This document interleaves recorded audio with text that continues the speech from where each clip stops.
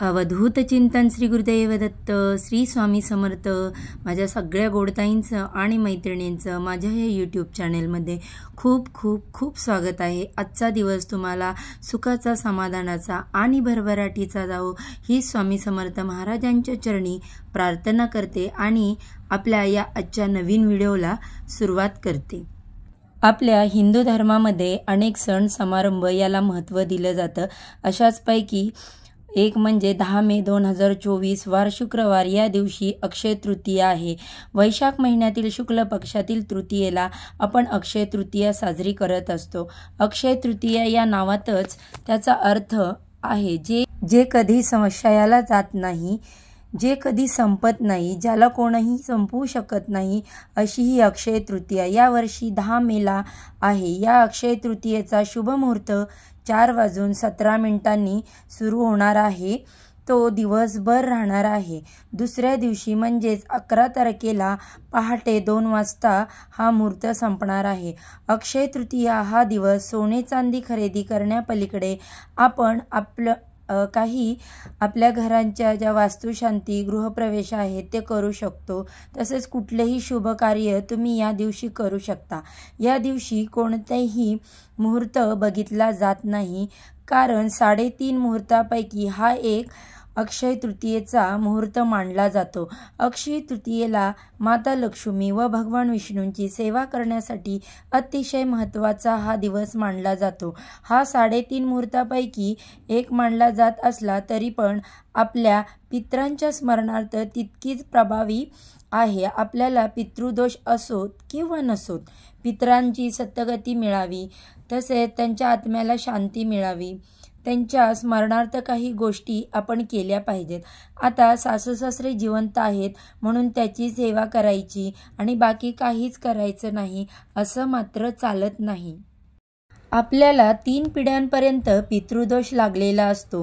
3 पिढ्यांमध्ये जी पण व्यक्ती गेलेल्या आहेत त्यांची आपल्याला सेवा केलीच पाहिजे।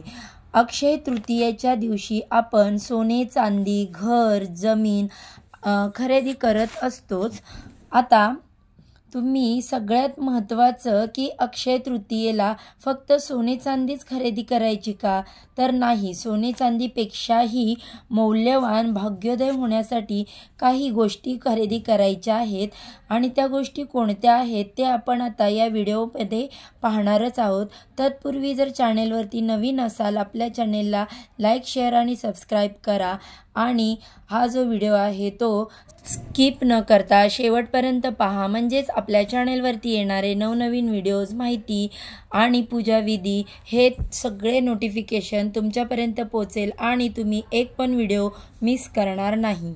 आता बघा, सगळ्यात महत्त्वाचं, या दिवशी खरेदी केलेली वस्तू किंवा गोष्ट आहे ती चिरकाल टिकते। याला कधीही क्षय नाही, ही कधी संपुष्टात येणार नाही। ज्यांच्याजवळ पैसे आहेत त्यांनी गुंजभर तरी सोनं घ्यावं असं म्हटलं जातं की या दिवशी घेतलेलं सोनं मोडायची वेळ येत नाही।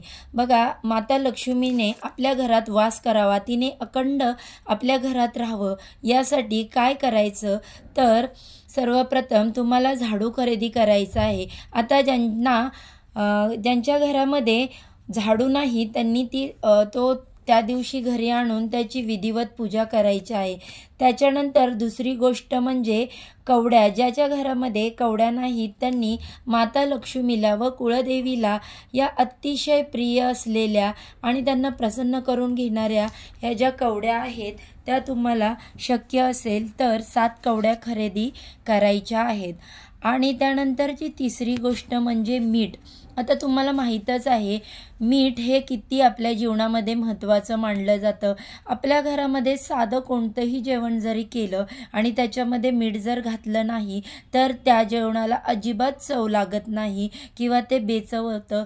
ज्याप्रमाणे आपल्या घरामध्ये मीठाचं महत्त्व प्रत्येक पदार्थात महत्त्वाचं आहे, त्याचप्रमाणे मीठ हे शुक्राचं कारण मानलं जातं। शुक्र म्हणजे काय?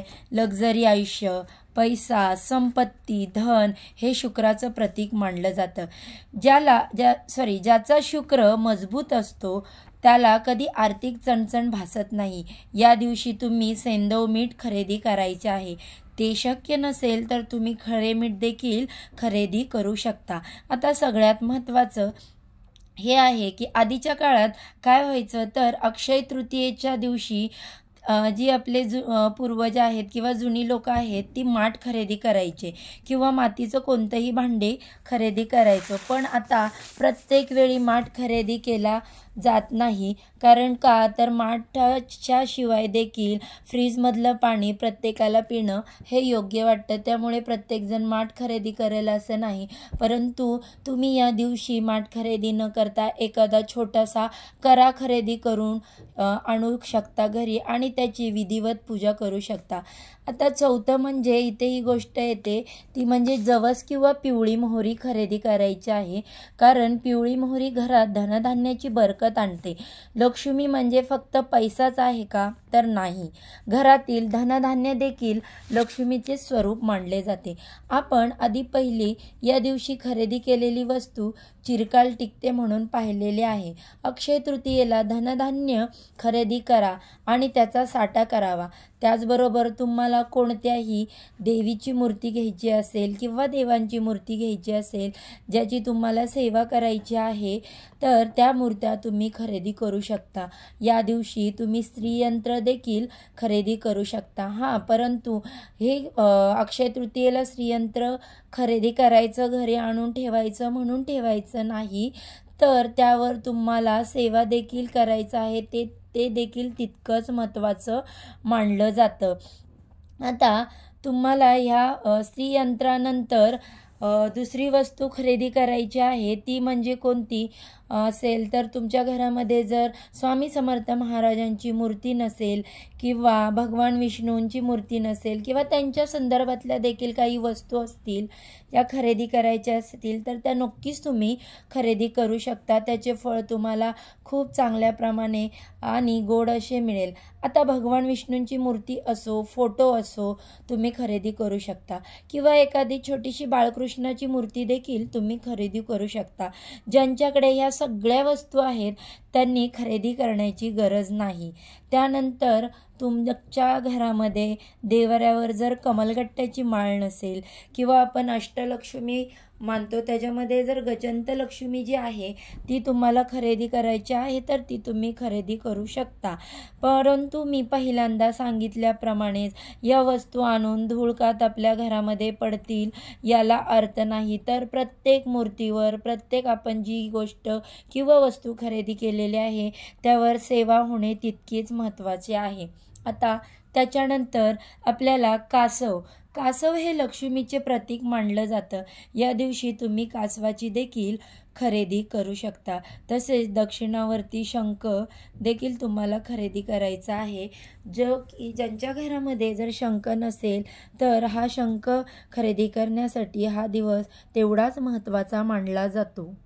आता तुमच्या देवघरामध्ये जर माता लक्ष्मीची मूर्ती नसेल तर तुम्ही चांदीची, पितळेची, कोणत्याही प्रकारची धातूची जी लक्ष्मी मातेची मूर्ती आहे ती तुम्ही खरेदी करू शकता। तर आपण वर्षभरातून 2 वेळा लक्ष्मी मातेच्या मूर्त्या खरेदी करू शकतो, त्या म्हणजे अक्षय तृतीयेला एक आणि दुसरी म्हणजे आपले दिवाळीतले लक्ष्मीपूजन असते त्यावेळेस। तर ही लक्ष्मी मातेची मूर्ती तुम्हाला खरेदी करायची आहे।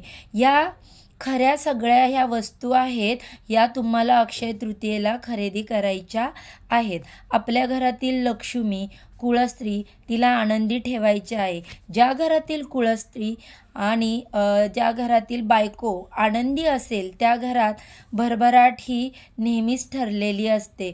त्या घरामध्ये जी स्त्री खळखळून हसते ते घर अगदी आनंदाने आणि धनधान्याने भरभरून गेलेले असते।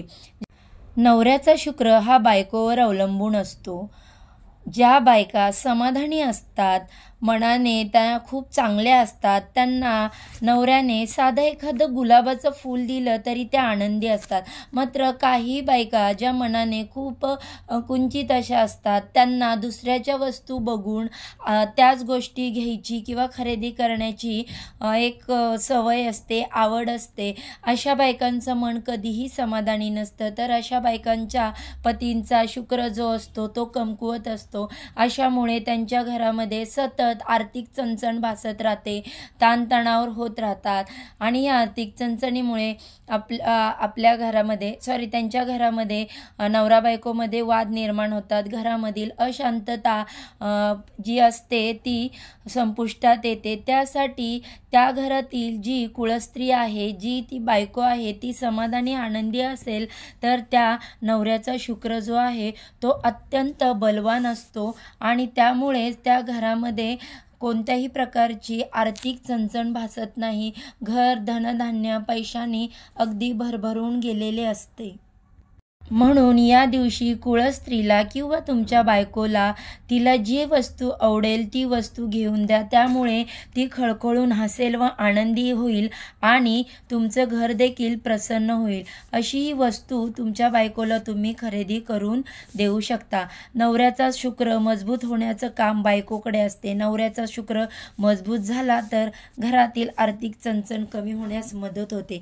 आता या दिवशी तुम्ही जर काही ज्या गोष्टी आहेत मी तुम्हाला इथे सांगते त्या खरेदी अजिबात करायच्या नाहीत. त्या गोष्टी म्हणजे चपला किंवा धारदार वस्तू. चपला हे दारिद्र्याचे प्रतीक मानले जातात.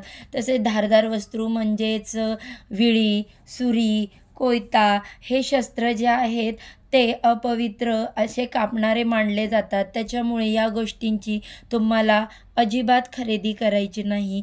तर आपण आज हा जो व्हिडिओ पाहिला याच्यामध्ये मी जी तुम्हाला माहिती सांगितली किंवा कोणत्या गोष्टी खरेदी करायच्या, कोणत्या गोष्टी खरेदी करायच्या नाही याबद्दलची सर्व माहिती मी तुम्हाला इकडे सांगितली. ही तुम्हाला थोडी जरी हेल्पफुल वाटत असेल, यापासून तुम्हाला जर काही फायदा होत आहे असं वाटत असेल तर ही माहिती तुमच्या मित्रमंडळी, तुमच्या परिवारामध्ये शेअर करा आणि आपला हा व्हिडिओ जो आहे त्यांच्यापर्यंत पोचवा, जेणेकरून त्यांनाही या व्हिडिओमधून जी माहिती मिळेल त्याच्यापासून मदत होईल आणि त्याचे पुण्य तुमच्या इतकेच माझ्या देखील पदरात पडेल. चला तर मग हा आजचा व्हिडिओ आवडला असेल तर नक्कीच या व्हिडिओला लाईक, शेअर आणि सबस्क्राईब करा. सर्वांना श्री स्वामी समर्थ. जय जय स्वामी समर्थ. आजचा व्हिडिओ इथेच संपवते आणि उद्या एका नवीन विषयावर नवीन व्हिडिओ घेऊन पुन्हा तुमच्या भेटीला येईन. नमस्कार.